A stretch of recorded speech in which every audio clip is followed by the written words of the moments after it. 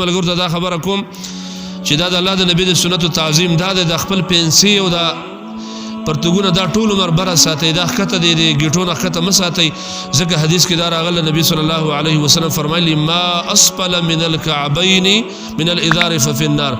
اغه پرتګ اغه لنګ اغه صادر اغه کوټ چې اغه ازار او لنګ یو د ګټونه کته نو دا به اورته داخليږي سره د پرتګ نه بدا سره اورته داخليږي او بن اسرائیل کې یو سره الله راخکلو نبی اسلام فرمایي فهو يتجلجل به الى يوم القيامه د قیامت پر وسم بزمکه روان د الله ته پتر کوم دې ته برسېدلی وسم بزمکه هغه سره روان دی په دی وجه روان دی چې هغه په پنسي او دا پرتګ به د ګټې نه خطه راخه او عبدالرحمن کیلانی سے په خپل کتاب کې شپږ کسان لیکلي چې دا زمکه راخکلي په دې خبره باندې پنسي به د ګټو نه کته وي دا یوازې د حدیث او د قران د حدیث والو عمل نه دی دا د ټول مسلمانانو متفق عمل دی چې مسلمان به خپل پنسي د ګټې نه بر ساتي جمعه د ملګری راځي د پنسو باندې ګوتې وي لګ را بر کی او کله چې د دې جمعه د وزین به هر سړی به د ګټو په دې بڑا باندې ګوتې وي ورور د پنسي کته سستي زګر ټیلرانو ملګرو ته دا دعوت کوم چې تاسو هم د الله د پاره د ملګرو د پنسي او د نه بر نه سي کوم ملګری چې وین مال کته کوي نه زه الله نه یریږم ځکه چې زما د الله سبحانه الله رب العالمین قیامت کې راونی سجدا د پنسي ولې وګدې کول د خپل پیسو د پاره وګدې پنسي کول زمارو دا دومره سخت عظیمه خبره ده چې عمر رضی الله عنه باندې کله غسړي گزار وکړ د سحر په مانځ کې او خیرات بن شو او عمر خلق اوچت کو او بیا ول چاوي چې خدي او چاوي نو سخت د بیمار دی بیا چاول او باور کړ یا ول شوده ورکړ او په کلمو راو د ځکه کلمې مبارک زخمی شوی نو په کلمو په خېټه باندې شوده راوتل بیا ملګری ډیر غمجن چې دا وس نه پاتې کیږي هغه عمر تکیا لګول او د سپروتو او د شهادت ټیم رانیزي یو نوجوان الک راغی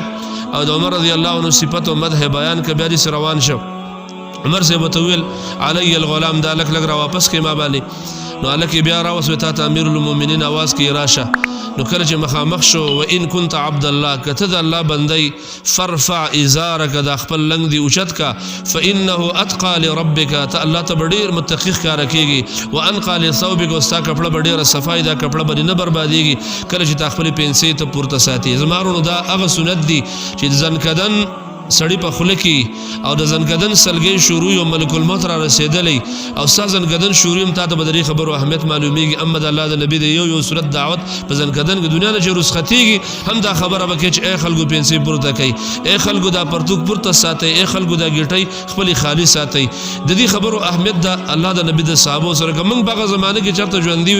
موږ به جدا مليان ډیر سادهګان دي دا صحابه ډیر سادهګان دي ور سړی زنګدن شروع دی هغه د دې خبره وسد کې چې خلکو پرتوک پورته دا دومره غټه مسله نه ده زمونږ مليان وې دا غټه مسله نه مليان ما د مولانا اوریدل مولا وې چې دا له حدیث دی وړو وړو سنت پر ختی دی غټي غټي خبرې پاتې شوې غټي کم یو کشمیر دا کشمیر انسان واغه کشمیر د آزاد نک ټول مرد راغی چې غواله او افغانستان وران چې ګډ ورشه هغه به آزاد نک او دا وړو وړو سنت بم ساده معاشره نه لاړ شي دی وجه د وړو وړو سنت اهتمام وک الله بدر د غټو غټو خبرو توفیق ورکي چې هغه ته خلافت وي هغه ته اسلامي حکومت وي کله چې ته د وړو وړو سنت اهتمام نک او ستا په جمعات کې واړه واړه سنت نه او ستا په کور کې دا وړي وړي خبرې ته وړي وې زه ته وړي نه ویم